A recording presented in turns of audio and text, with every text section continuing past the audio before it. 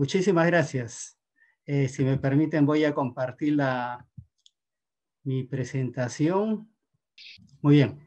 Bueno, buenas noches a todos. Para mí es un placer compartir esta hora con ustedes. Hemos preparado una conferencia sobre perspectivas económicas y financieras.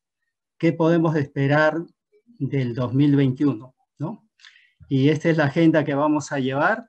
Primero voy a dedicar unos minutos a pintar el mundo, los antecedentes de Perú. Después voy a pasar a ver 4 temas sobre perspectivas económicas y financieras. Y al final una lámina de reflexiones finales y espero que sea provechoso para todos esta hora que vamos a estar juntos, ¿no? Entonces, primero el escenario, ¿no? Si hoy día preguntamos en el mundo cuál es la amenaza más importante que afronta el mundo, sin lugar a dudas, la pandemia del coronavirus, ¿no? Más importante que los problemas geopolíticos, que los conflictos comerciales o la volatilidad del sistema financiero, sin lugar a dudas, la pandemia. Hoy día hay 113 millones de infectados en el mundo, 2,5 millones de fallecidos. A la derecha están las cifras de Perú y como verán, otra vez la curva ha crecido como en la primera ola, ¿no? Y el número de fallecidos abajo también a la derecha, ustedes pueden apreciar de que se está incrementando de una manera importante. ¿Cómo están los dos socios comerciales más importantes de Perú? Estados Unidos es el segundo socio comercial. Estas son las cifras, la tasa de desempleo para este año está mejorando de 6.7 a 5.3. La inflación está estacionada probablemente este año alrededor de 2%, que es el objetivo de la FED, ¿no? Para este tema de la inflación. Siempre es bueno que haya algo de inflación en un país. Y el crecimiento económico expresado como el PBI, ¿no? Después de una caída de 3.5, un crecimiento, un rebote de 5.3, que para América Latina y especialmente para Perú es una cifra significativa, importante para la economía peruana, ¿no?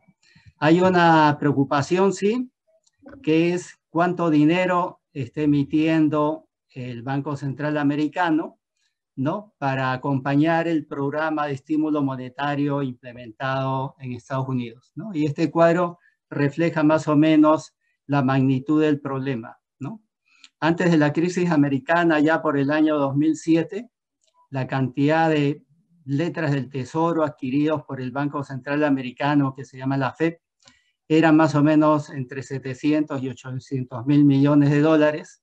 Estalló la crisis financiera internacional, ¿no? Y se implementó un programa de estímulo monetario y finalizando este programa de estímulo monetario, en el año 2014 la cifra era 4.4 billones de dólares, que en castellano son 4 trillones de dólares, que eran los dólares en exceso que se había inyectado a la economía para evitar daños mayores a la economía americana. Entonces, la diferencia entre 700 mil millones de dólares y 4.4 billones de dólares es la cantidad de estímulo monetario expresado en dólares que se inyectó a la economía para que los daños no sean mayores. Y hoy día también ha habido, digamos, en este último año, inyección de dinero a la economía americana, y hoy día esa cantidad de bonos adquiridos por el Banco Central para financiar el programa de estímulo monetario ejecutado por el gobierno americano es de 7.59 billones de dólares. Y como ustedes podrán comprender, son cifras muy grandes, y este es un problema que trae temor en general al mundo. Y hace unas semanas había un cambio presidencial, entraron los demócratas al gobierno americano y Biden tiene un programa de 100 días, tiene la mayoría en el Congreso y él quiere incrementar en 1 billones de dólares en castellano, 1.9 trillones de dólares adicionales, ¿no? Para, digamos, estimular el desarrollo de la economía americana, ¿no? En el corto plazo, bueno para Perú, sí, probablemente algo de eso se va a filtrar al Perú. Si Estados Unidos crece económicamente, indudablemente el Perú se ve beneficiado, pero en el mediano plazo, este dinero inyectado a la economía, si no se retira a una velocidad conveniente, puede generar una inflación en el mundo importante. ¿Cómo está nuestro primer socio comercial? La China. Esta es la foto del líder chino, uno de los hombres más poderosos del mundo, Xi Jinping. Y China ha estado creciendo a una velocidad increíble de 10% anual en 20 años seguidos, ¿no? En promedio 10%, hasta que entró Xi Jinping y dijo, oiga, no crezcamos al día, sino a una tasa más razonable y tratemos de estar en la modernidad, en el mundo, a sacar a los 800 millones de chinos pobres que todavía hay en la China, ¿no? Y dejar de ser la fábrica del mundo. No nos preocupemos en crecer 10, sino moderemos el crecimiento a 7.5, después lo bajó a 6.5. Y el año pasado, como verán ahí abajo, China creció 2.3 y fue de los pocos países en el mundo que creció el año pasado con pandemia, ¿no? Y para este año está programado un crecimiento de 8.1 para China, ¿no? Si China crece 8.1 este año y Estados Unidos crece 5%, probablemente Perú va a sentir, digamos, lo que significa eso en este año, ¿no?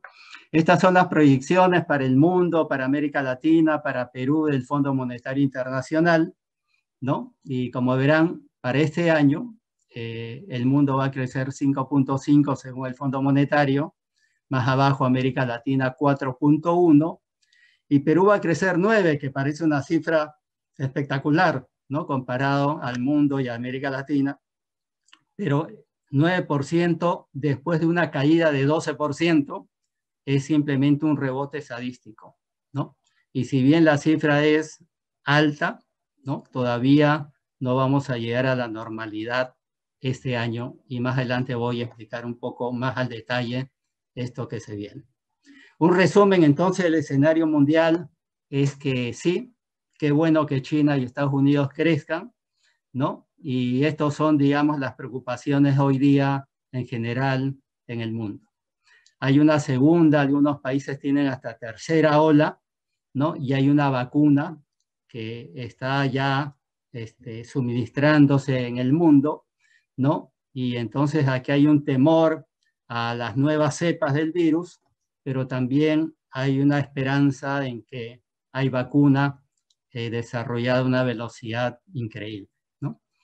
Ha entrado Joe Biden y los demócratas al gobierno americano, van a tener un programa de 100 días que pinta, digamos, muy bien para el mundo y para Estados Unidos, ¿no? Que seguramente es bueno para toda América Latina, especialmente los países emergentes, suministradores de materias primas. ¿Van a seguir las tensiones con China? Sí, seguro que sí. Lo que se está peleando no es el déficit fiscal americano, sino quién es el primer país del mundo y cuándo, ¿no? Así que vamos a estar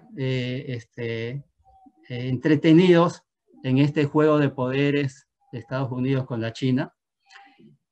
Y también hay una preocupación importante sobre los programas de estímulos monetarios. No solamente Estados Unidos ha emitido dinero, sino también ha emitido Europa, Japón, Perú, en general todos los países que tienen libre mercado, los bancos centrales han seguido la misma receta de emisión para estimular, digamos, la economía y para evitar daños mayores que pueden complicar la vida de los países, ¿no? Bien, ahora, ¿cómo están las cifras de Perú, ¿no? Estas son las cifras de Perú antes de la pandemia, ¿no? En los últimos 23 años, Perú, antes de la pandemia, ha sido el octavo país de más alto crecimiento en el mundo, ¿no? Una cosa increíble, ¿no? A la izquierda están los países que han crecido más que Perú, ¿no? Y esta es una medalla de oro para Perú, ¿no? 23 años y el octavo país de más alto crecimiento económico en el mundo, ¿no? En América Latina, si vemos por números, primero a la izquierda arriba deuda pública la más baja de América Latina para países del tamaño de Perú o más grandes. A la derecha arriba, déficit fiscal, el menor déficit fiscal de América Latina. A la izquierda abajo, las reservas internacionales como porcentaje del PBI, los más grandes de América Latina, y la menor inflación en América Latina, ¿no? Fíjense lo que les digo, son cifras que ponen al Perú en un lugar importante, ¿no? ¿Cómo ha estado el sol peruano comparado a las demás monedas de América Latina y del mundo? ¿No? A la derecha, abajo, verán Perú, un gráfico de Perú, con un círculo que dice 4%, ¿no? Y eso es cuánto ha variado el tipo de cambio en el Perú con respecto al dólar americano, ¿no? Y en 20 años, en los últimos 20 años, el sol peruano se ha devaluado 4% con respecto al dólar americano en los últimos 20 años. O sea, tener soles o tener dólares era casi igual, ¿no? Dos monedas se han revaluado más que el sol peruano, que es el yuan chino 22% y el euro 17%. Entonces era mejor que tener dólares, tener yuanes o euros. Y fíjense, el Japón, los yenes se han devaluado 4% con respecto al dólar americano en los últimos 20 años. Igual que el sol peruano, o sea, tener yenes o tener soles, indiferente en estos últimos 20 años, ¿no? Esto también es una cosa admirable para el Perú, porque los que hemos vivido la época del 85 al 90 y la hiperinflación, nunca nos imaginamos de que íbamos a vivir en un país teniendo una moneda tan dura como el sol, ¿no? Y estalló la crisis de la pandemia y entonces el gobierno, creo yo, actuó rápidamente, ¿no? Y el Banco Central y el Ministerio de Economía y Finanzas se pusieron las pilas y digamos, implementaron programas para evitar desempleo y para evitar el rompimiento de la cadena de pagos principalmente. Y entonces implementaron medidas de gasto público, medidas tributarias y medidas de crédito a las empresas y liberación de CTS a las familias. Un programa, creo, de los más grandes en el mundo, 20% del PIB, que es uno de los programas, digamos, más agresivos del mundo, no con buenos resultados, pero sí uno de los programas más grandes del mundo, ¿no? Sin embargo, digamos, el mercado laboral fue uno de los más afectados. A la izquierda verán en el gráfico de barras que el empleo formal cayó 31%, el subempleo creció 22%, y los desempleados e inactivos crecieron 29%. Esto en una coyuntura muy especial de migración extranjera importante, ¿no? Y que hace que los ingresos de las familias caigan significativamente, como ven en el gráfico de la derecha, ¿no? Hemos tenido también en 8 días 3 presidentes, hemos estado afectados políticamente. También hemos tenido riesgo regulatorio que no va a terminar hasta el 28 de julio de este año, ¿no? Tenemos un Congreso que esta vez sí está trabajando, pero muchas de las decisiones que toman son muy importantes para la economía y las finanzas del país y van al Tribunal Constitucional y mueren, ¿no? Y entonces todos estamos preocupados de esta regulación y este riesgo que tenemos. Dentro de un mes vamos a tener elecciones presidenciales, ¿no? Dentro de la pandemia, y tenemos mucho candidato, ¿no? Probablemente vamos a definir los primeros que están en esta lámina, ¿no? Y que están al comienzo de la lámina, ¿no? Todavía está muy parejo el tema, y no tenemos que confiar todavía en las encuestas porque ustedes saben lo que sucede con las encuestas previo a las elecciones, ¿no? Así que todo está bien parejo y en realidad todavía no sabemos, y esto crea un problema fundamentalmente entre los inversores del país, ¿no? Todos estamos preocupados hoy día por los discursos de algunos de estos postulantes, ¿no? ¿Cuáles son entonces las preocupaciones que se vienen para este año? y el próximo año. Primero, vamos a vivir un hiperpopulismo. Tenemos elecciones dentro de un mes que se van a extender a una segunda vuelta, ¿no? Y la verdad que no sabemos qué va a pasar porque usualmente en unas elecciones presidenciales y congresales entran a la segunda vuelta los candidatos que sacan más de 23%. En esta oportunidad se prevé que no es 23%, sino 15%.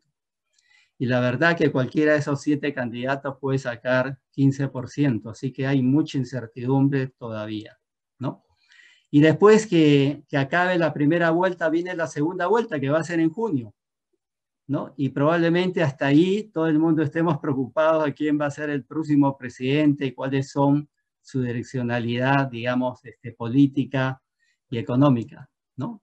Inmediatamente después vamos a tener a los 11 meses elecciones de gobernadores regionales, así que la cosa va a estar muy movida, ¿no? También esta pandemia pues ha creado desempleo, especialmente los más jóvenes, e incremento de la pobreza.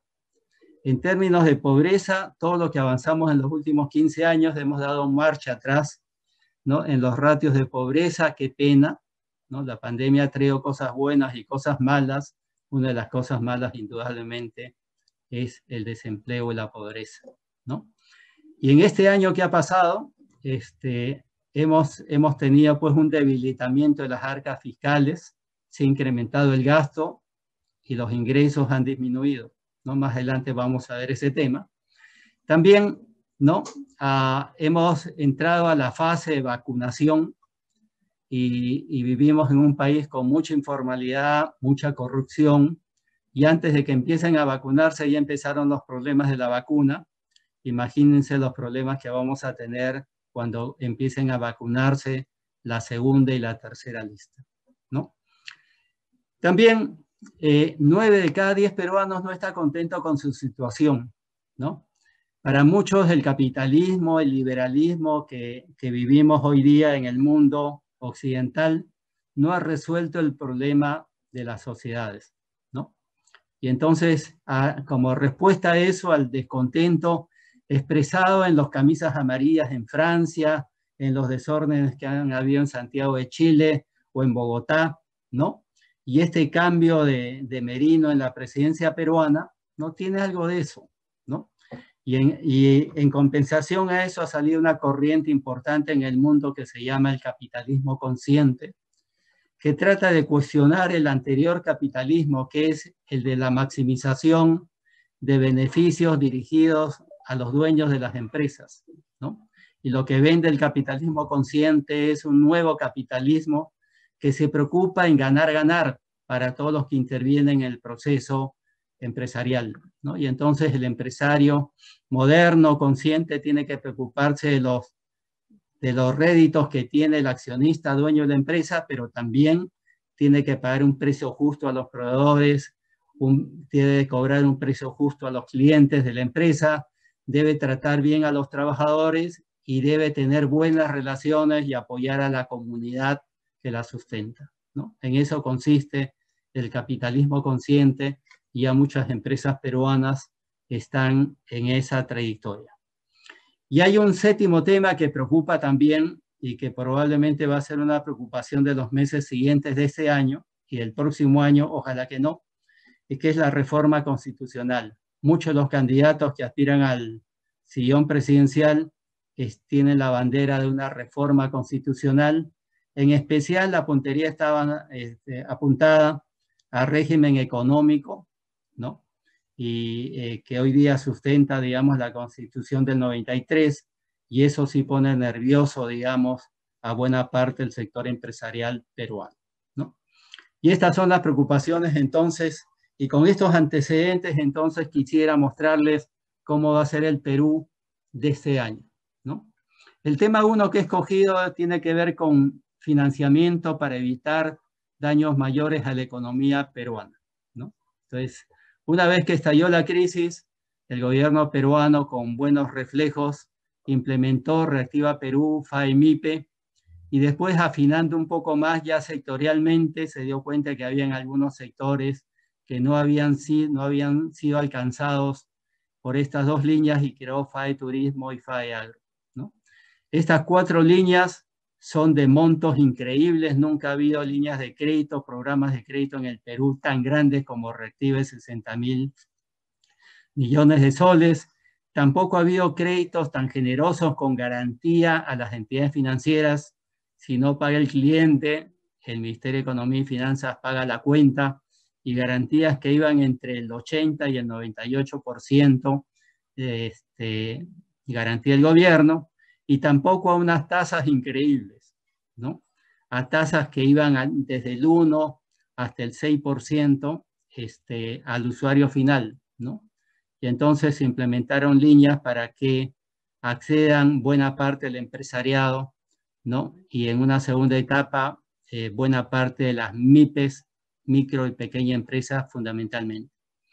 En los últimos meses, ya entrando este año, COFIDE ha implementado en el Fondo Crecer una línea de 1.100 millones de soles para descontar facturas, para que las micro y pequeñas empresas descuenten fácilmente sus facturas con garantías que van entre 50 y 90% y una tasa de interés relativamente baja, ¿no? Y después ha creado el PAE-MIPE, ¿no? De 2.000 millones de soles, ¿no? Para, digamos, apoyar en esta segunda ola, especialmente a las más afectadas, a las micro y pequeñas empresas, ¿no? También se dio cuenta de que no solamente las empresas estaban afectadas con el COVID y con los efectos del COVID, sino también las familias, las personas naturales. Y hace unos meses implementó para las familias y las personas naturales un programa especial de garantías, ¿no? Para decirle a los usuarios de crédito de consumo, crédito personal, crédito vehicular y crédito hipotecario, que si tenían problemas para pagar, podían conversar con sus entidades financieras, ¿no? Y si estos accedían a bajarle la tasa de interés entre 15 y 25%, más bajo de lo que hoy día la tenían, ¿no? El gobierno les daba una garantía entre 40 y 80% del crédito que sustentaban, siempre y cuando la entidad financiera esté dispuesto a reprogramar los créditos, ¿no? Y entonces la superintendencia ha dado autorización al sistema financiero para que estas refinanciaciones no se llamen refinanciaciones, sino reprogramaciones, y se dé oportunidad, periodo de gracia y plazos más generosos para poder vadear esta crisis del COVID, y ya con la economía más cimentada, ¿no? Y con un consumo interno, digamos, más normalizado, tengan la solvencia suficiente para poder devolver estos créditos, ¿no? Y probablemente pronto, en las siguientes semanas, se anuncie de que el programa Reactiva, ¿no? Va a dar, digamos, posibilidades para que reprogramen los créditos nuevamente, porque la segunda ola, digamos, así lo requiere, ¿no? ¿Qué ha hecho el Banco Central? El Banco Central ha anunciado de que baja la tasa de interés de referencia, que es la tasa, digamos, que direcciona el costo del crédito en el Perú, ¿no? Y lo bajó abruptamente un punto y ha batido, digamos, ya ha puesto la tasa de interés de referencia al más bajo histórico peruano, 0,25%. Y esto subliminalmente significa un aviso al sistema financiero de que al Banco Central le gustaría de que los créditos bajen su costo, y que el Banco Central va a hacer todo lo posible para que así sea, ¿no? Y si ustedes se dan cuenta, el Banco Central está inyectando dinero al mercado para que los bancos tengan exceso de liquidez, y eso empuja, digamos, la caída de tasas de interés en general en el mercado. Y aquí están las tasas de interés al día 26 de febrero, hace unos días, ¿no? Las tasas de moneda nacional y de moneda extranjera, y verán de que por tipos de empresas las tasas de interés han caído sustancialmente y van a seguir cayendo en lo que va del año. Las empresas más grandes del país se llaman las corporativas, que son las que venden más de 300 millones de soles al año, Eso si piden un crédito a los bancos en moneda nacional, su tasa promedio es 2.21, ¿no? Algunas podrán conseguir un poco más bajo que eso probablemente. Y en moneda extranjera es 1.87% al año, que es más bajo que su similar en Estados Unidos pidiendo un crédito a un banco, ¿no? Hoy día las tasas de interés en el mercado peruano han bajado sustancialmente y van a seguir bajando por el exceso de liquidez que tienen hoy día el sistema financiero. ¿Qué comentarios hay sobre este primer tema? Todas las instituciones financieras están sumamente líquidas, inclusive las cooperativas de ahorro y crédito ya están en los últimos 4 años, están líquidas, ahora mucho más líquidas que antes. La gente está más reacio a pedir crédito porque tiene miedo a lo que se viene y entonces prefiere ahorrar que endeudarse. También las tasas de interés van a seguir bajando significativamente porque hay mucha liquidez y los bancos van a preferir prestar a una tasa baja que tener eso durmiendo en la caja del banco. Para los clientes, para los empresarios y las personas, buen momento para endeudarse si tienen buenos emprendimientos y también buen momento para reperfilar deuda. ¿Qué significa eso? Si yo tengo una deuda con un banco que me está cobrando X tasa de interés, hoy día cualquier otro banco me puede prestar para cancelar el préstamo en mi banco y pasarme al otro banco con condiciones más generosas. Y hoy día entonces los bancos están buscando comprar deuda, ¿no? Tanto para las personas naturales como para las empresas. Buen momento para aprovechar, ¿no? Y la gran pregunta es, ¿de cuándo se va a restablecer el crédito tradicional? La respuesta es cuando se recupere la confianza del consumidor, ¿no? Y eso todavía en el Perú no existe. El consumidor tiene miedo del futuro porque no sabe si va a tener empleo el próximo mes y entonces no está comprando como compraba antes de febrero del año 2020, ¿no? Todavía hay temor y entonces mientras no se restituye esa confianza en el futuro, probablemente estos comentarios van a seguir. El entorno 2 es para ser empresario o querer tener idea de qué se viene, hay que saber cómo se sale la crisis, ¿no? Y el tema 2 es el entorno empresarial y la afectación de los negocios por el COVID-19 y cómo nos vamos a recuperar, ¿no? Esta es la forma como el Banco Central está pintando cómo se va a recuperar la economía peruana, ¿no? A la izquierda, en el extremo, hay un 100, que significa la normalidad febrero del año pasado, antes del COVID. Después estalló el COVID y la economía se cayó de una manera abrupta porque nos ordenaron a todos confinamiento total y solamente la actividad esencial estuvo abierta. Y entonces la economía sufrió.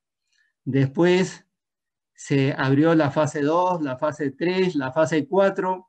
Estábamos todos muy contentos en diciembre y de repente viene la segunda ola, ¿no? Lo que dice este cuadro que refleja una B chica, ¿no? Es que la recuperación y la vuelta al 100 en el extremo derecho se logrará probablemente en el primer trimestre del año 22, ¿no? O sea, todavía no vamos a volver a la normalidad del febrero del año pasado hasta el primer trimestre del año 22, ¿no? Ahora, todos hemos vivido la fase 1, la fase 2, la fase 3, la fase 4, volver de la fase 4 a la fase 3, ¿no? Y la segunda ola, ¿no? Nos enfrió la economía que teníamos en diciembre y en enero y febrero estamos de vuelta, ¿no? A la fase 3 y hoy día aperturando algo la fase 4. Lo cierto es que la recuperación económica del país no va a ser una V chica ni una V de Nike, sino más bien una V doble, como la que se está pintando ahí en la figura en la alternativa C. Y eso quiere decir que volver a la normalidad va a demorar 20 meses probablemente, ¿no? Así que tengamos un poco de paciencia, no nos entusiasmemos mucho, ¿no? Todavía este es un proceso que tiene su tiempo y lamentablemente el gobierno peruano no es tan eficiente como otros países y entonces tenemos que ser conservadores y tener la paciencia de vida y la resiliencia para llegar a esto. El tema 3 es cómo se vuelve a la normalidad más rápido, ¿no? ¿De qué depende? ¿No? Y depende mucho de la vacuna, ¿no?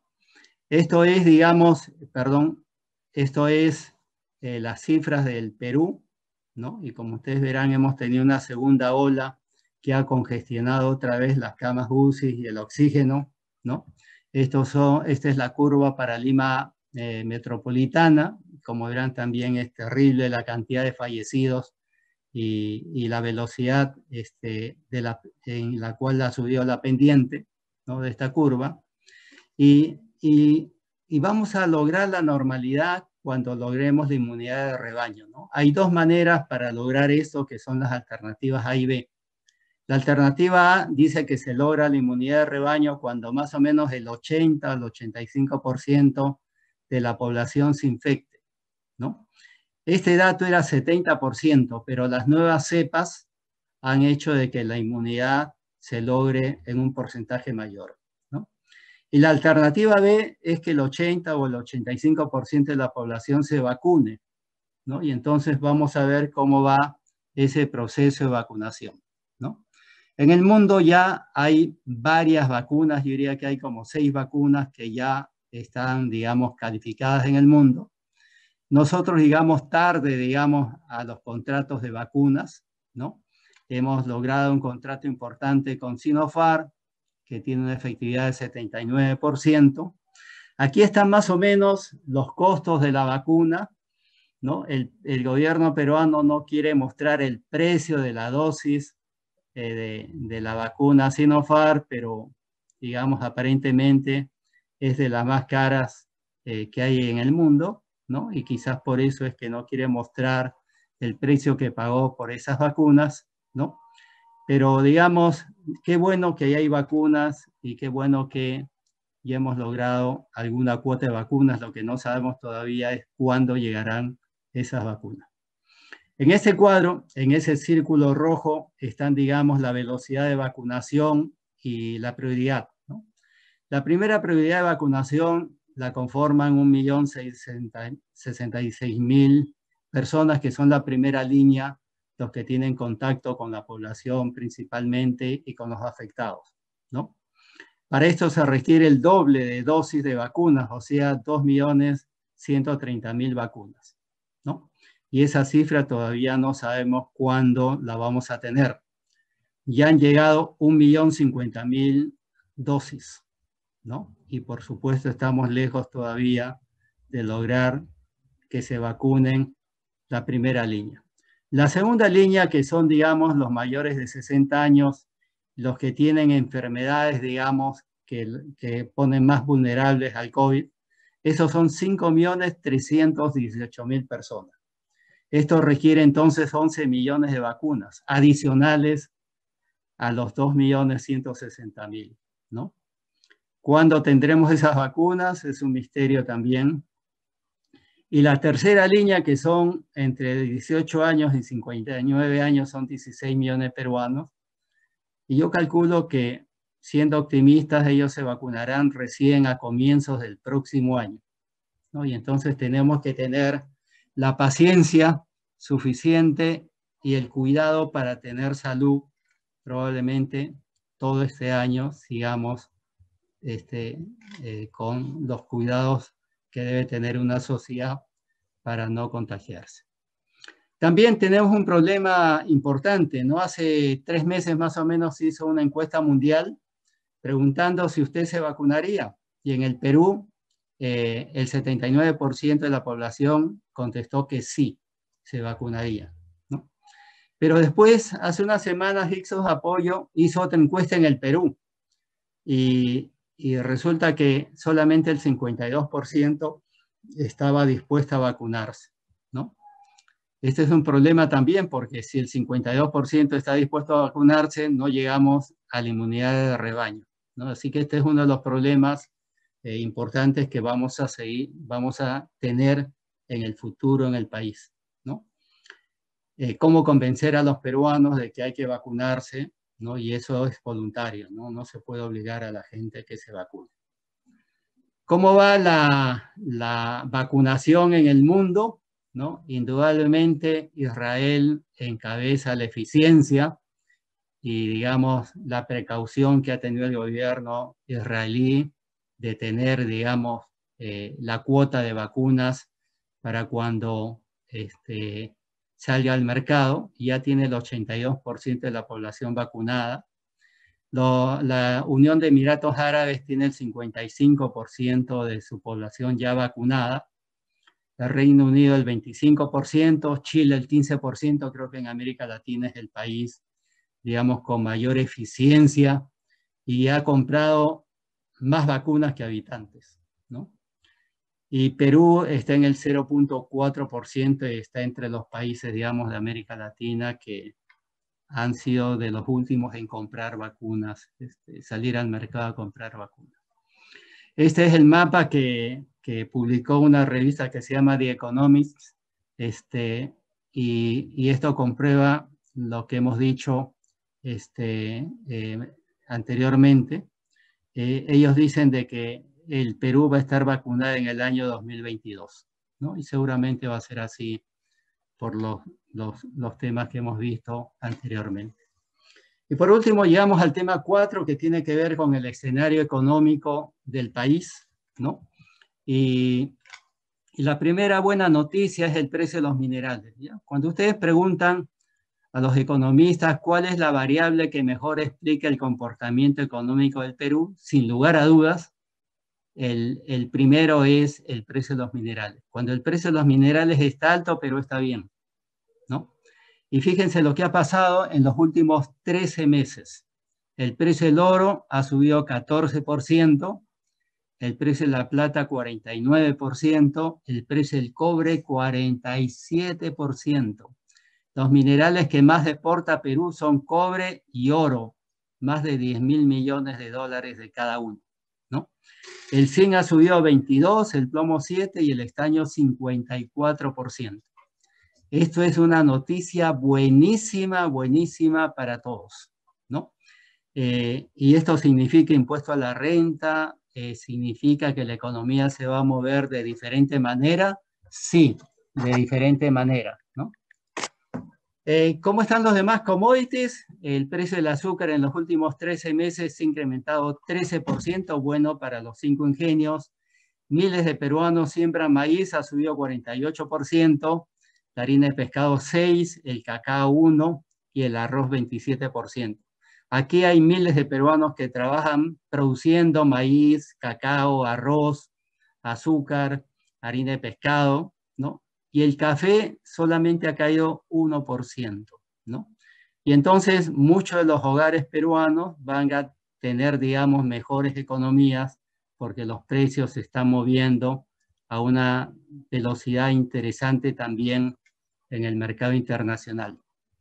Aquí están las cifras de reservas internacionales. La estabilidad económica y financiera del país depende también de cuántos dólares tengamos en reservas que pueden, digamos, dar confianza a los acreedores y a los empresarios de que van a disponer de la divisa para poder importar cosas y pagar sus préstamos a tiempo y remitir utilidades al extranjero, las empresas extranjeras. Fíjense, si ven las cifras del año 2019, 69.000 millones. En plena pandemia, Perú ha incrementado sus reservas en 5.000 millones de dólares y en un mes de 22 días, las reservas han pasado de 74.000 a 77.000 millones de dólares. 5.000 millones de dólares más en un mes y medio en el Perú. ¿A qué se debe esto? Indudablemente al precio de los minerales. Y entonces la gente se preguntará, ¿y por qué sube el dólar en el Perú si el Banco Central tiene más reservas que los años anteriores? Y la respuesta es al miedo y a las elecciones, ¿no? todo esto que están viendo, que el dólar hoy día está en 3.65, ¿no? Indudablemente se refiere a que el mercado tiene temor a los resultados electorales, a los efectos de la pandemia, etc. Si ustedes hiciesen un estudio y dijesen técnicamente cuánto debe valer el dólar a fin de año, es 3.20 a 3.30, ¿no? Y nuestro pronóstico es que pasadas las elecciones, y ojalá, ¿no?, estas elecciones lleven a un gobierno, digamos, de centro, ¿no? El dólar debería estar en 3.40 y 3.50 a fin de año, más tranquilo, ¿no? Y entonces el sol se había revaluado este año si las cosas van en ese escenario, ¿no? La inflación de este año, ¿no?, ha empezado un poco fuerte, en 2 meses 0.79, ¿no? Pero todos estamos muy confiados en que la inflación va a acabar por debajo del 2% este año, como ha acabado en los 2 años anteriores, yo diría que en los 4 años anteriores, ¿no? La inflación ya no preocupa, la oferta es más que la demanda, y si algo va a subir, seguramente va a ser el precio del petróleo, 10, 15 dólares más, pero nada más que eso. No hay presiones inflacionarias importantes hoy día en el Perú y en el mundo, ¿no? Como hay elecciones y hay un poco de temor, probablemente la inversión privada se va a incrementar, pero no a lo que quisiéramos todos. Probablemente el próximo año sí, ¿no?, dependiendo de los resultados electorales. El que sí tiene que salir en una situación como esta es la inversión pública para compensar y ser el motor de la inversión privada, ¿no? Y el gasto público, el consumo público seguramente se va a incrementar. Y por supuesto el consumo privado, que ha estado el año pasado un poco restringido, este año seguramente va a estar mucho mejor que el año pasado y va a haber un rebote estadístico. Proyectos hay en el país, en el norte del país, muchos, pero caminando solamente la modernización de la refinería de Talara. Diferente sería el norte del país si todos estos proyectos estuviesen caminando, ¿no? En la zona central, donde estamos ubicados la gran mayoría de los peruanos, ¿no?, estos son los proyectos de inversión, ¿no? Lamentable, bueno, yo diría que todas las mineras están caminando, porque aquí en esta zona no hay antimineros. Importantes, Mina Justa abajo y Marcona, la ampliación, sí están caminando. Está caminando a la izquierda el puerto de Chancay, el nuevo puerto que va a ser el hub de puertos de América del Sur. El proyecto son 15 muelles y van a llegar barcos hasta de 300.000 toneladas. Sí, ya se empezaron las obras, está caminando. El Metro 2 de Lima está caminando muy lentamente, y el aeropuerto Jorge Chávez, que debía de haber empezado el año pasado, el concesionario ha pedido un nuevo plazo porque la pandemia, digamos, ha trastocado el negocio, ¿no? Pero diferente sería el país si todo esto estaría caminando. Y en la zona sur también, digamos, estos son los proyectos. Los proyectos mineros no están caminando como todos queremos, que Quellaveco está yendo muy lento, Majes-Ciguas está parado, ¿no? La carretera longitudinal de la sierra está parada, el gasoducto del sur está parado. Diferente sería el país si hubiese confianza y hubiese, digamos, un poco de mejor manejo de los proyectos de inversión por parte del Estado, ¿no? Y entonces tenemos aquí de que a la izquierda abajo el PBI del país el año pasado, según cifras del INEI, cayó 11.1%, y este año se prevé 9%.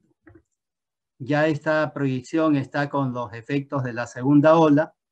Inicialmente, en diciembre, pensamos que este año vamos a crecer entre 12 y 11%, pero después de ver los efectos de la segunda ola y sus consecuencias, todos estamos más, digamos, más conservadores, y pensamos que sí va a haber un rebrote, pero no para compensar la caída del año pasado, ¿no? A todos no nos ha ido igual en nuestras, digamos, emprendimientos, ¿no? Algunos han sido beneficiados con el COVID, ¿no?, que son estos que están en el lado verde a la derecha. otros han sufrido el COVID, como son los que están hacia la izquierda, y otros están pasando penurias, como es todo lo que es recreación, turismo, entretenimiento, digamos, las están pasando muy mal, ¿no? Así que esto va poco a poco, se va a ir restituyendo. Ya casi para finalizar, ¿no? Riesgo soberano, Perú ha mantenido, no obstante el COVID, la calificación BBB+, que es grado de inversión. En América Latina solamente Chile tiene A+, y el segundo en mejor calificación de riesgo soberano es el Perú, y Perú ostenta mejor calificación que Panamá y México y Colombia, ¿no? Esta es otra medalla de oro para Perú, y esperamos, ojalá, que nuestra calificación siga en BBB+, en los próximos meses. Hay un gran peligro que son los ingresos fiscales. Producto de la pandemia ha caído un punto el PBI, los ingresos fiscales, y ahora tenemos déficit fiscal importante, ¿no? Con la pandemia este año, el año pasado, y esto se tiene que financiar, y lamentablemente la única posibilidad de financiar es emitiendo bonos o yendo al Fondo Monetario a pedir ayuda, ¿no?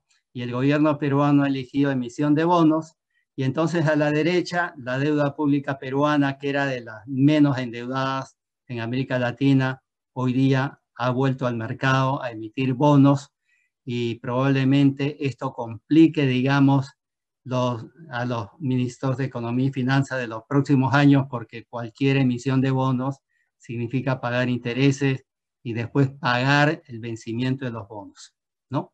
Así que hay una luz de peligro y se viene una reforma tributaria, ¿no? Y como les dije en una última conferencia que dicté en la Asociación Peruano-Japonesa, es este dilema, ¿no?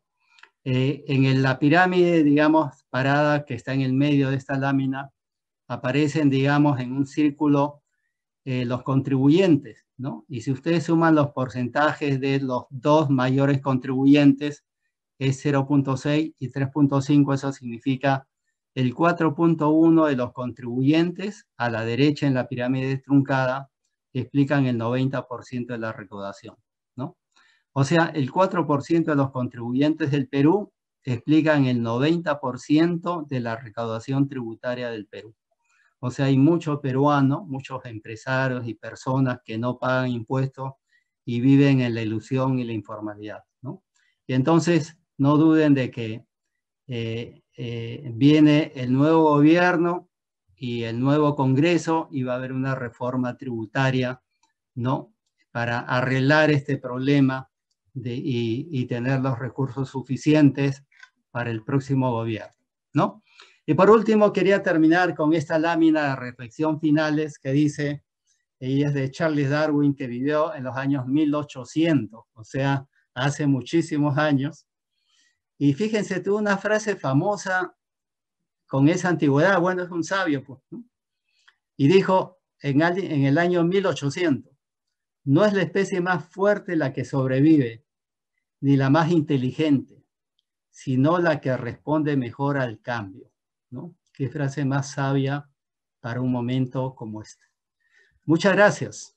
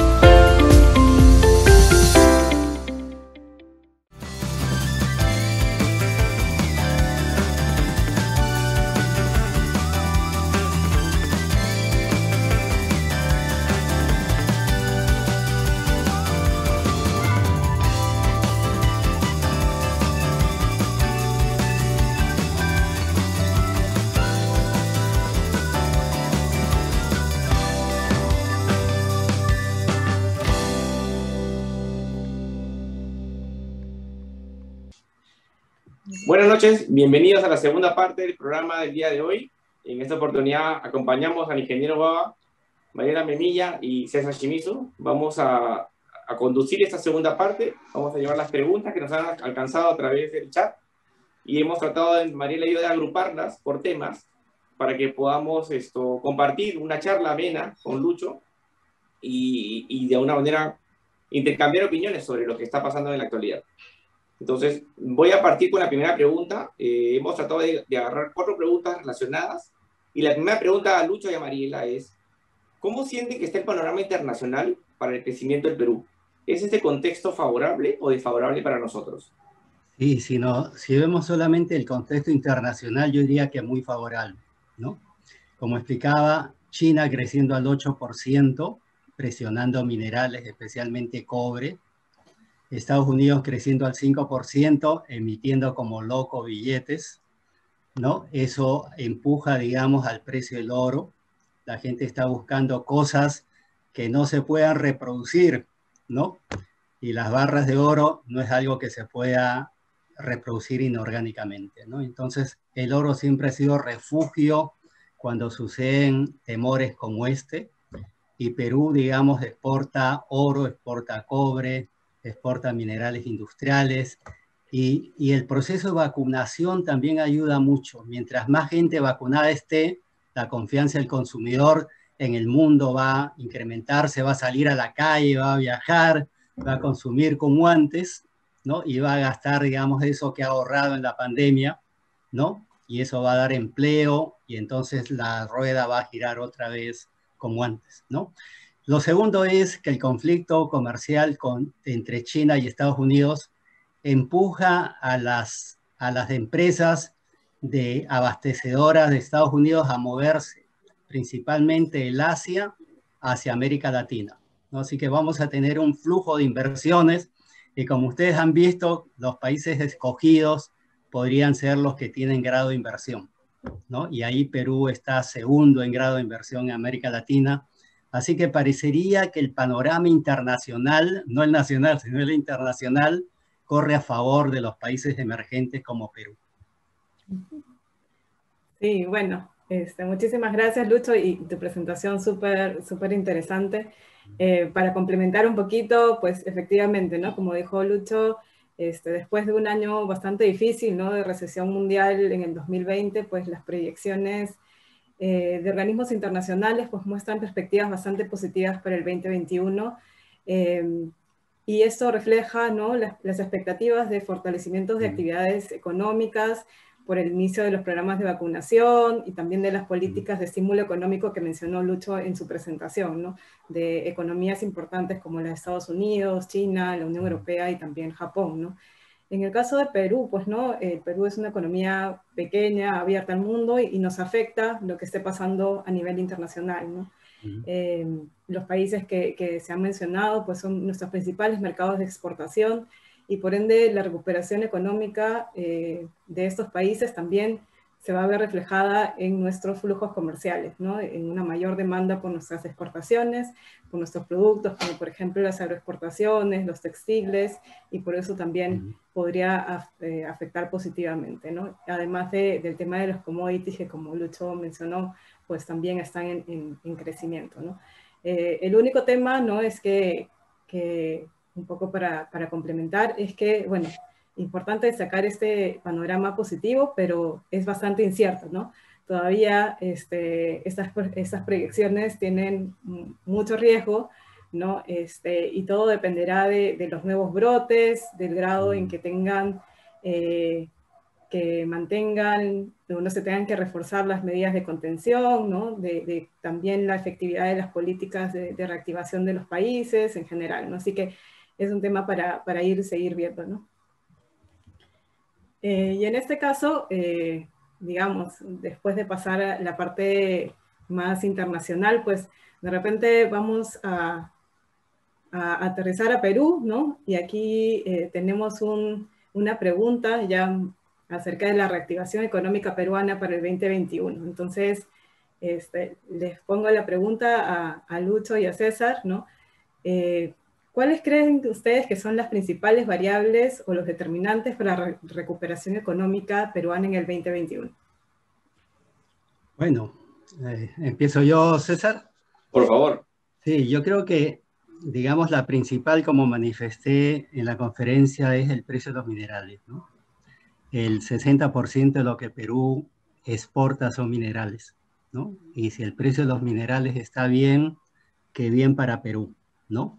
Y yo creo que el precio del oro va a estar, digamos, en ese 20% de incremento que manifestamos, y el precio del cobre 50% encima de los últimos 13 meses, ¿no? Eso asegura una rentabilidad inmensa, ¿no? Si suponemos que exportamos 10.000 millones de dólares en cobre, ¿no? Y exportamos un poco más de 10.000 millones, eso significa pues una cifra muy grande de recursos nuevos para Perú, y ustedes han visto las cifras de las reservas incrementándose sustancialmente.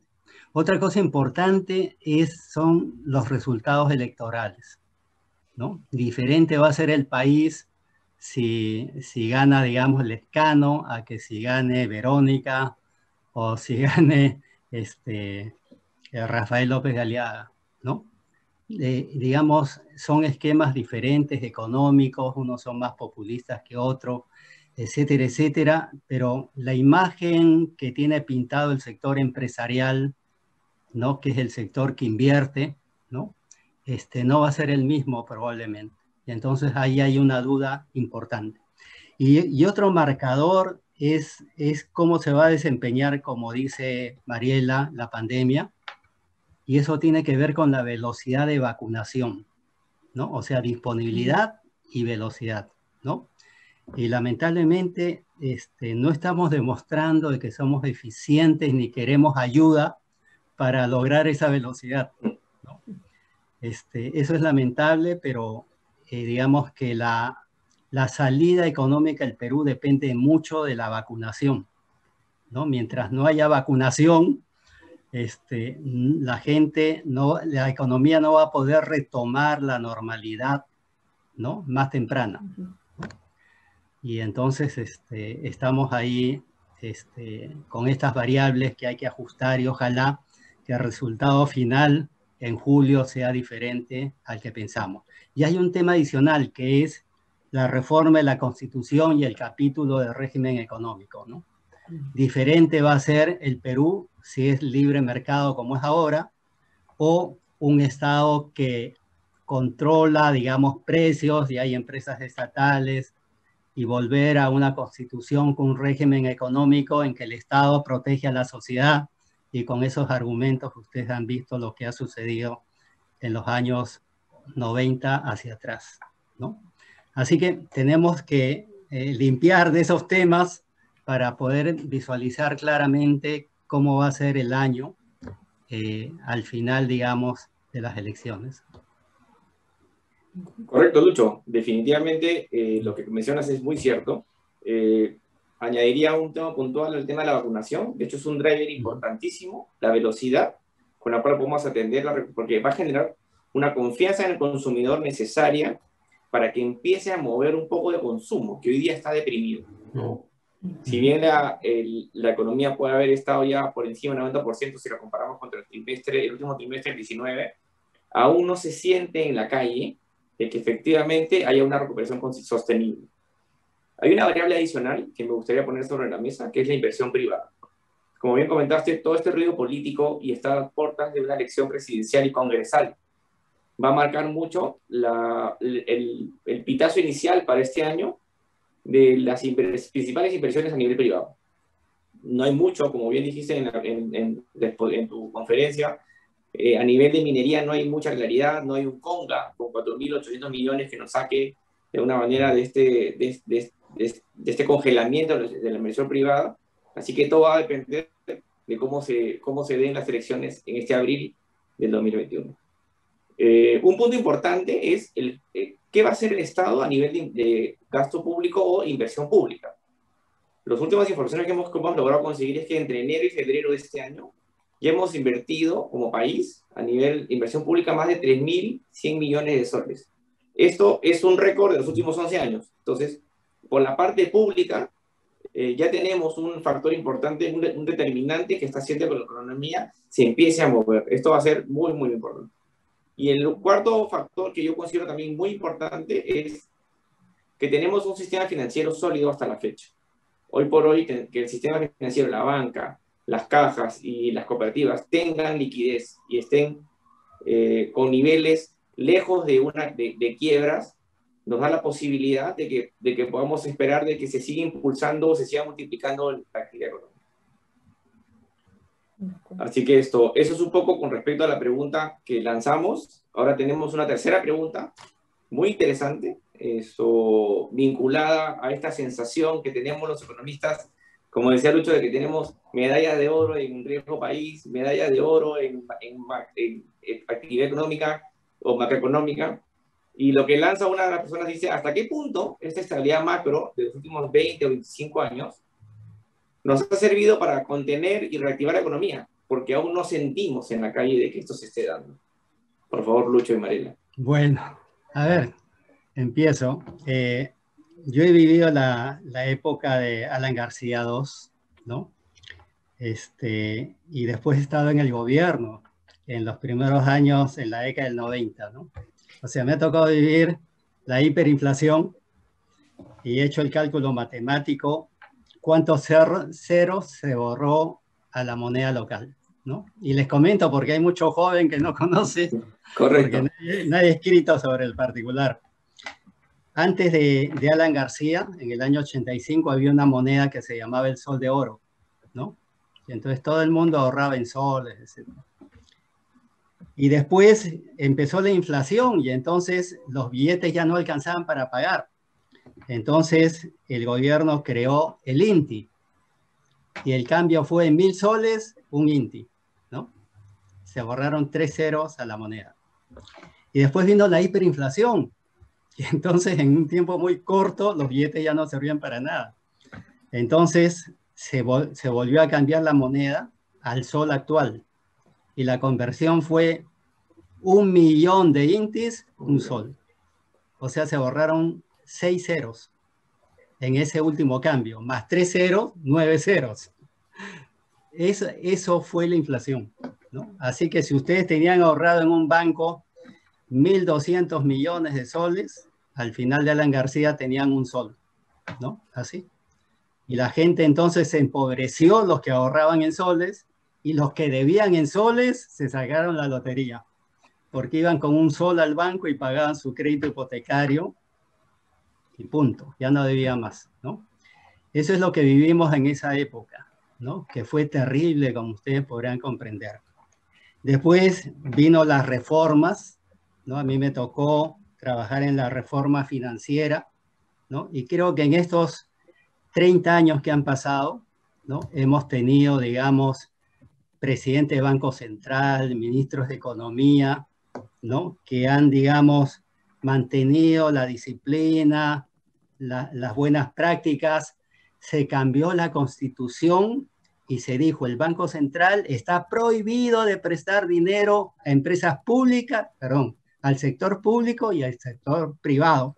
Se puso una llave, un candado, correcto, para que nunca más el Banco Central pueda emitir para financiar al gobierno central o alguna empresa privada. Y esas cosas, ¿no? Como decir, aquí se gasta lo que se cobra en impuestos, no hay déficit fiscal, ¿no? Carlos Boloña, ¿no? Sí.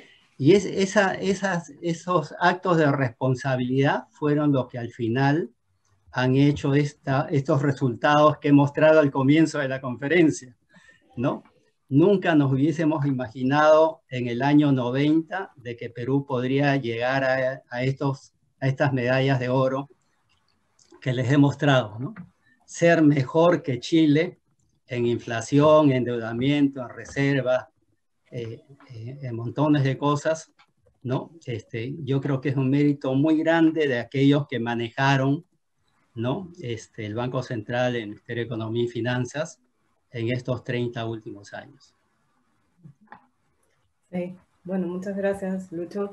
Sí, efectivamente, yo creo que las sólidas condiciones que mencionas, macroeconómicas, que tenía Perú previo al inicio de esta pandemia que nadie se esperaba, ¿no?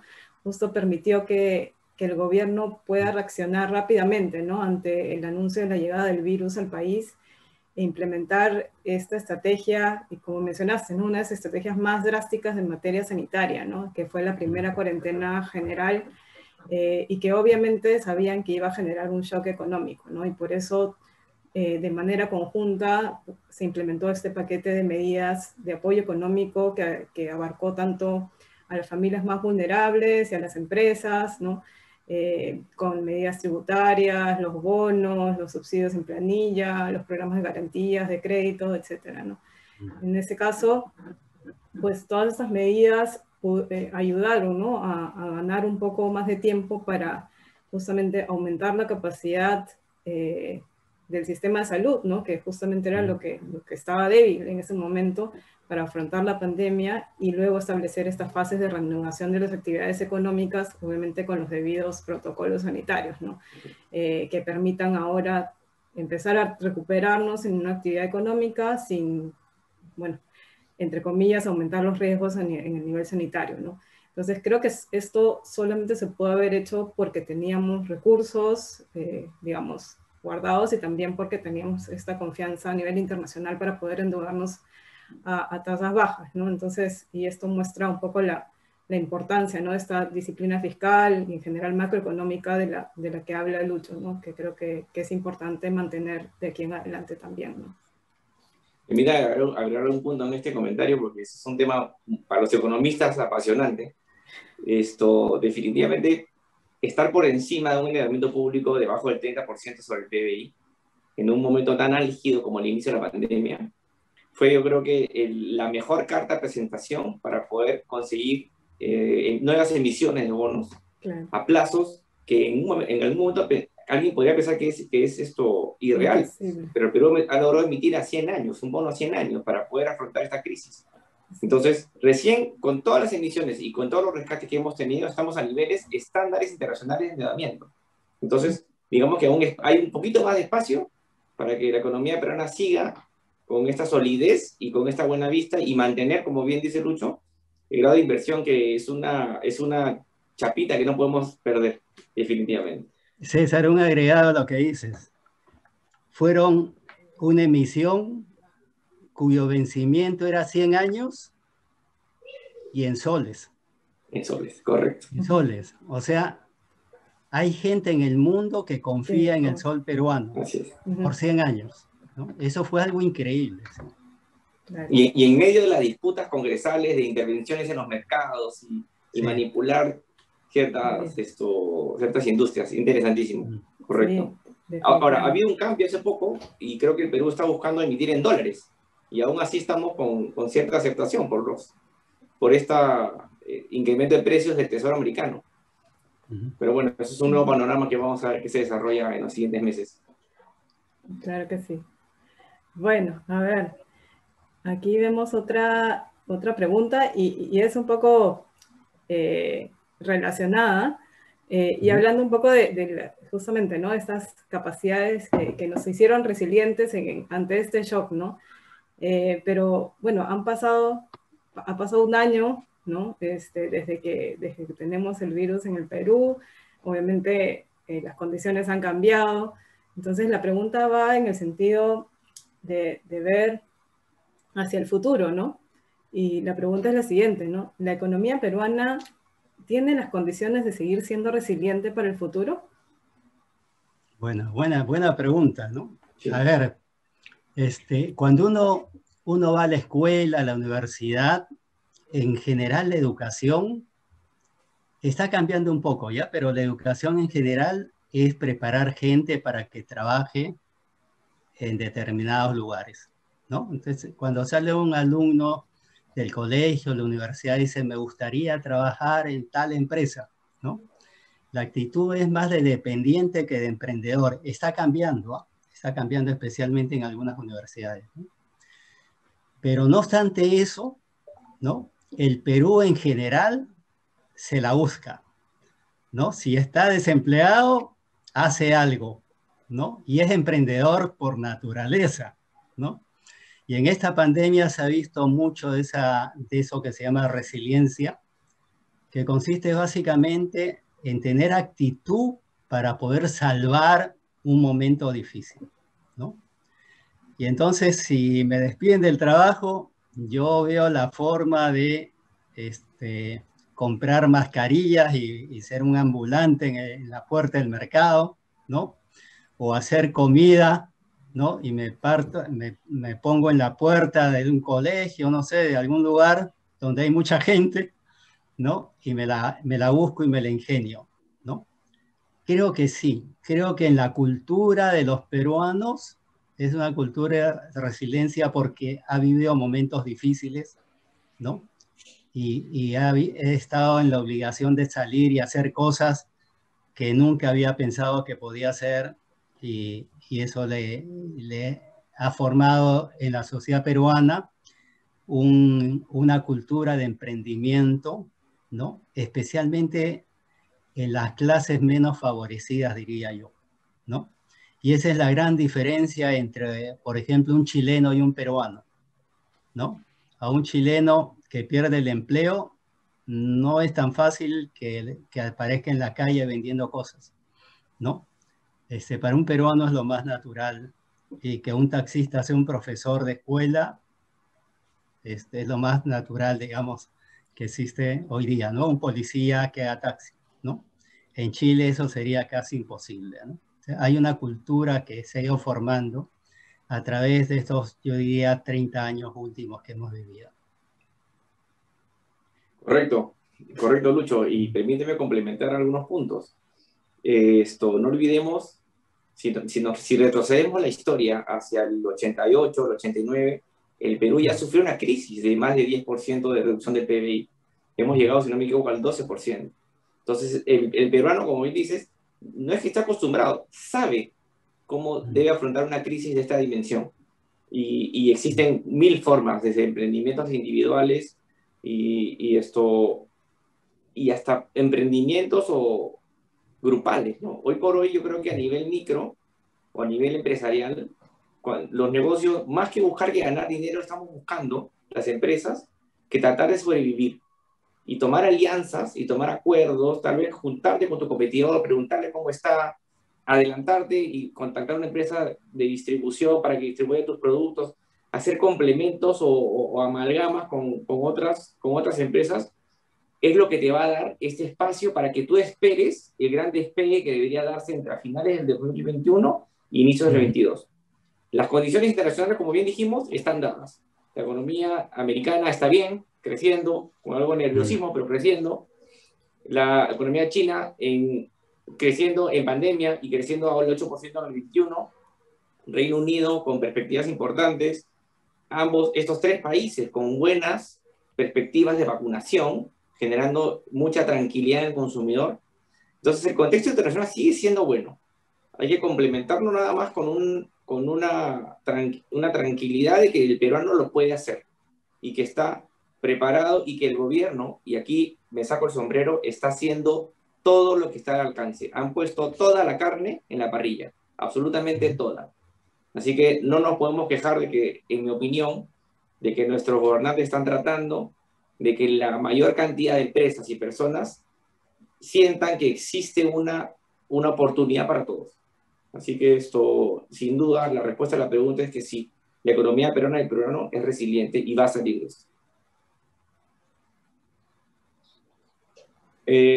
Tenemos una pregunta adicional ya más enfocada a la actividad financiera, ¿no? Y aquí un poco lo que se pregunta es, desde una perspectiva del sistema financiero, ¿qué recomendaciones le daría al empresario o al emprendedor? Bueno, es una pregunta que siempre le hacen a uno, ¿no? A ver, yo diría de que una de las cosas importantes hoy día y que la pandemia ha acelerado es la preocupación por la velocidad a la cual se están desarrollando los procesos tecnológicos, ¿no? Por ejemplo, si hoy día uno ve la capacitación toda virtual, ¿no? La medicina, las consultas, todo telemedicina, ¿no? Las actividades en los bancos y en las entidades financieras, todo sin fricción, ¿no? Y vean Yape, esta billetera electrónica está creciendo 84,000 personas a la semana afiliándose a Yape, ¿no? Ya están en 4 millones de peruanos, ¿no? En un tiempo relativamente corto, la gente ya no quiere manejar billetes, quiere pagar, y los que cobran tampoco quieren cobrar con billetes, prefieren tarjeta, ¿no? O estas billeteras electrónicas, ¿no? Yo creo que la tecnología venía a una velocidad grande y el COVID ha hecho que sea, ¿no?, mucho más veloz este mundo de cambios, ¿no? Entonces, un buen consejo es de que pasada la pandemia, las cosas no van a volver a lo de antes, sino vamos a estar en una nueva normalidad. Y esa nueva normalidad tiene que ver mucho con tecnología. Entonces hay que invertir ahora en plataformas tecnológicas o tener socios tecnológicos que nos permitan, digamos, avanzar más rápidamente en este mundo de cambios, ¿no? Segundo, creo que cada vez se hace más importante seleccionar a los talentos que nos acompañan, ¿no? Si yo soy un empresario, necesito talento para completar mi staff, ¿no? Y si yo trabajo en un ministerio, necesito, digamos, que mi gente que trabaja conmigo en las tareas del ministerio sea la mejor gente, ¿no? Y entonces la búsqueda de talentos es muy importante, es como un campeonato de fútbol, pues, ¿no? Si uno no arma un equipo como el Atlético de Madrid, ¿no?, donde hay pocas estrellas, pero funciona como equipo, ¿no? O equipos como el Real Madrid o el Barcelona, que tiene estrellas, ¿no? La idea es campeonar, ¿no? Y entonces tenemos que tener el mejor elemento humano a disposición. Tercero, también creo que la capacitación es importante, ¿no?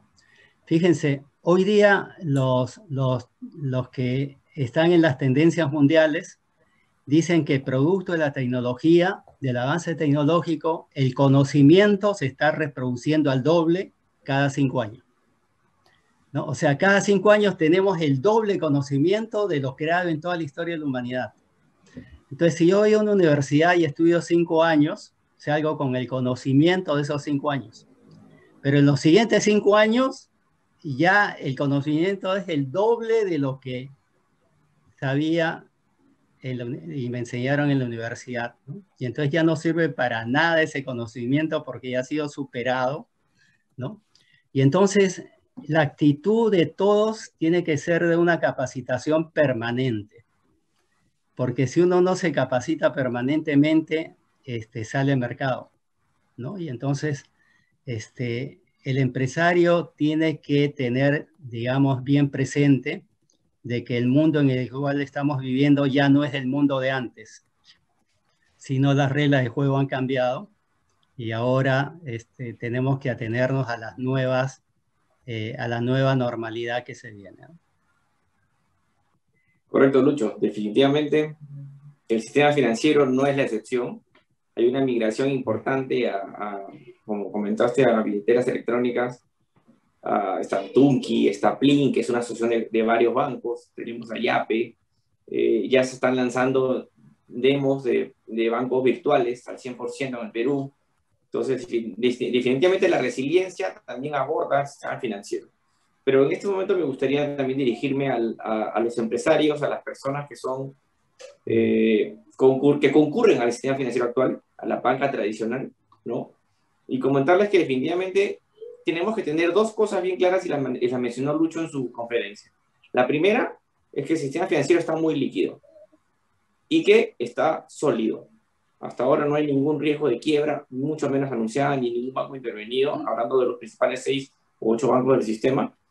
Y eso es importante porque con un sistema financiero quebrado o ilíquido, la capacidad para que las empresas se recuperen es mucho más lenta.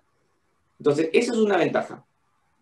Y como mencionaste, Lucho, definitivamente es un buen momento a nivel individual y como empresa para buscar una eficiencia en el costo financiero. A los bancos estar muy líquidos, hay una competencia mucho más interesante para que el consumidor, ya sea una persona natural o una persona jurídica, pueda encontrar eficiencias en el medio. Definitivamente el contexto es tan sombrío para nosotros, en la banca, como para los empresarios. Si un empresario no puede tener una lectura necesariamente clara de aquí los siguientes 6 meses, imagínense nosotros que tenemos que prestarles el dinero. Así que también tenemos que tener un poco de paciencia. Los bancos hemos hecho un gran esfuerzo en el 2020, hemos hecho provisiones importantes del portafolio que administramos, pero aún así hemos salido bien de ese contexto.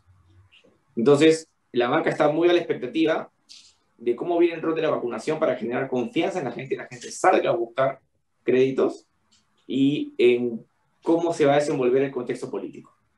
Yo creo que coincidimos en que la recuperación se viene más hacia el final de año, pero no es un buen momento para estar cerca de tu banco, o de tu cooperativa, o de la caja que te apoya.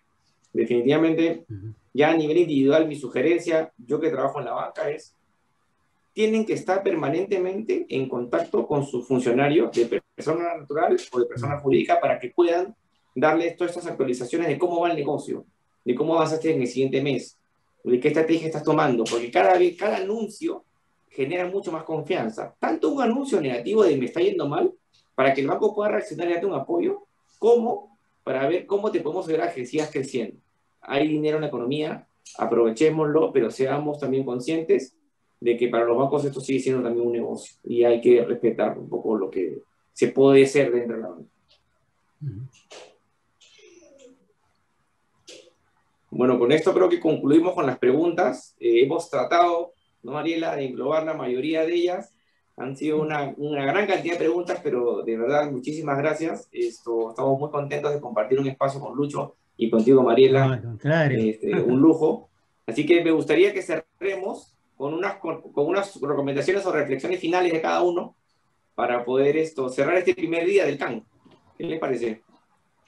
Bueno, a ver, yo diría, dos recomendaciones. Una, el 11 de abril es un día muy importante.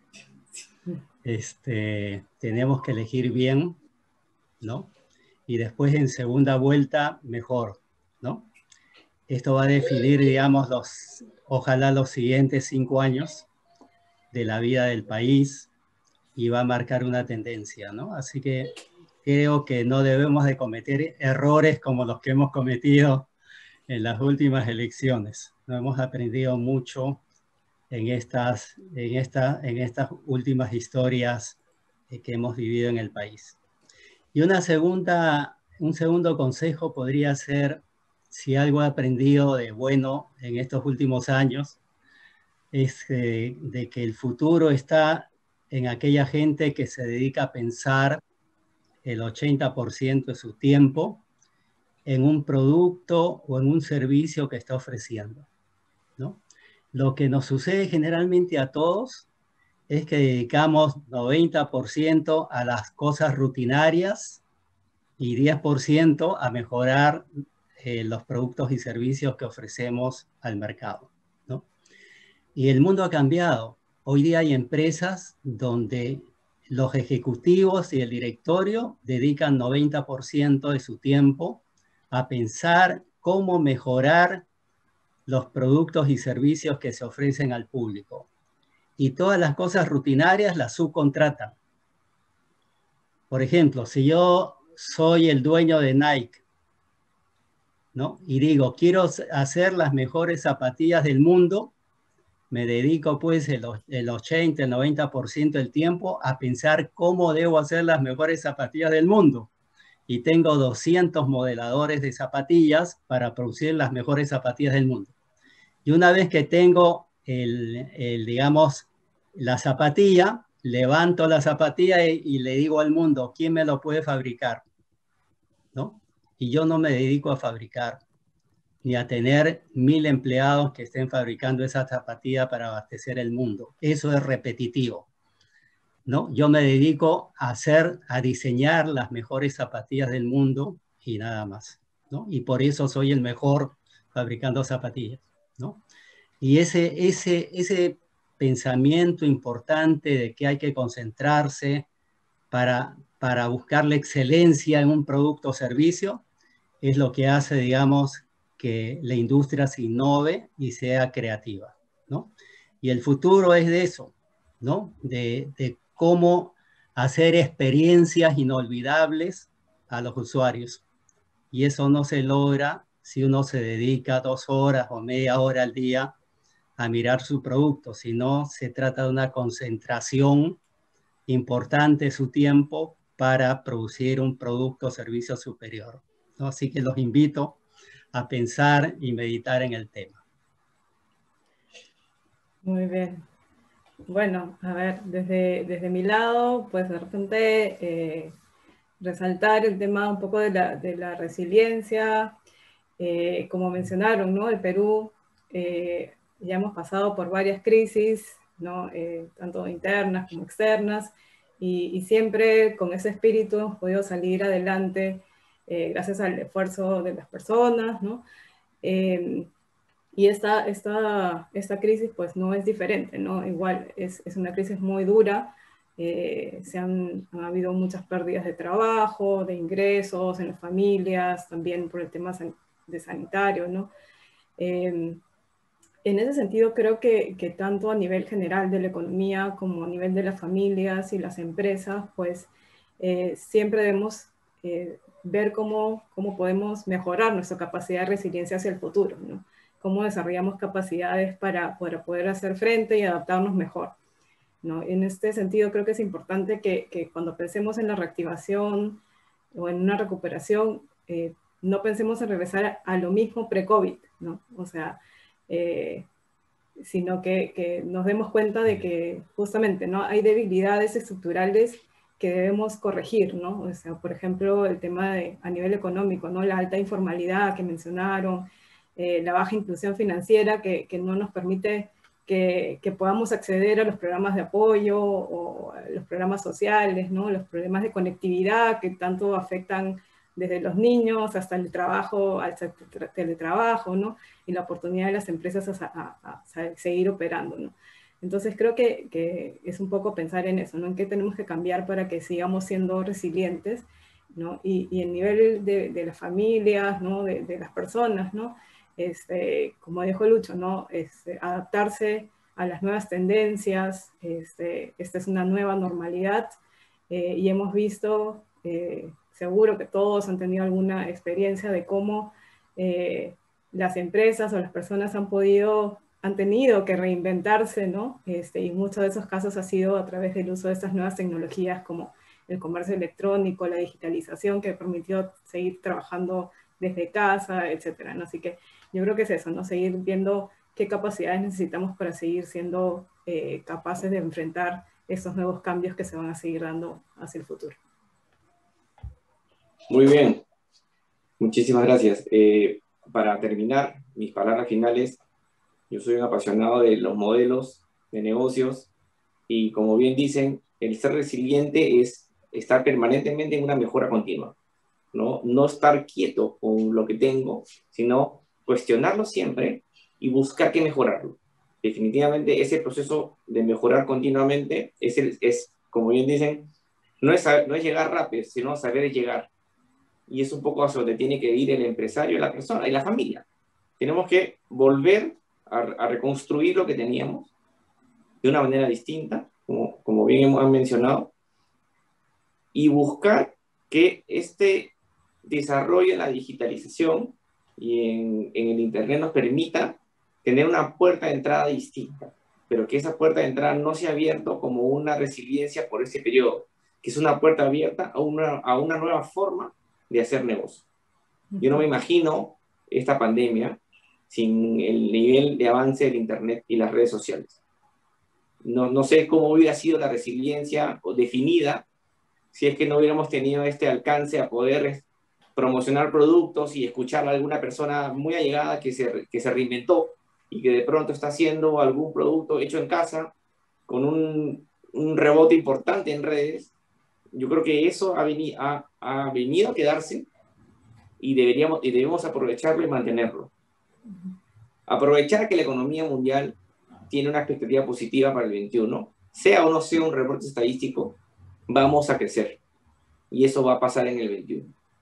Y tenemos que tener la confianza de que todos estamos trabajando en conjunto para que esto mejore y cambie. Yo creo que ahí está el driver. No se queden solos. Nadie se debe quedar solo. Si tienes una idea, compártela con un par de personas y desarróllenla. Si no funciona, reinventen esa idea. Estar permanentemente buscando una salida. Yo creo que ese es el driver importante para este contexto. Y esperemos de que tengamos algunos otros programas del Estado, tanto del Banco Central como del Ministerio de Economía, que permitan que nos estemos enganchando en algunos programas adicionales de reprogramación o de alivio financiero o de acompañamiento individual de las personas. Hay que estar bien atentos y leer mucho diario, por favor, de lo que está sucediendo y qué programas se vienen abriendo, porque posiblemente alguno de ellos te pueda beneficiar y te pueda ayudar a que este año lo sigamos pasando con la expectativa de que en el 22 la cosa sea con niveles de pre-COVID. Yo creo que eso es todo. Lucho, ha sido un gusto compartir una conversación contigo. Mariela, una genio. Muchísimas gracias. Muchas gracias a los dos. Gracias, César. Gracias, Mariela. Muchas gracias. Cuídense. A todos. Ok. Chao. Hasta luego.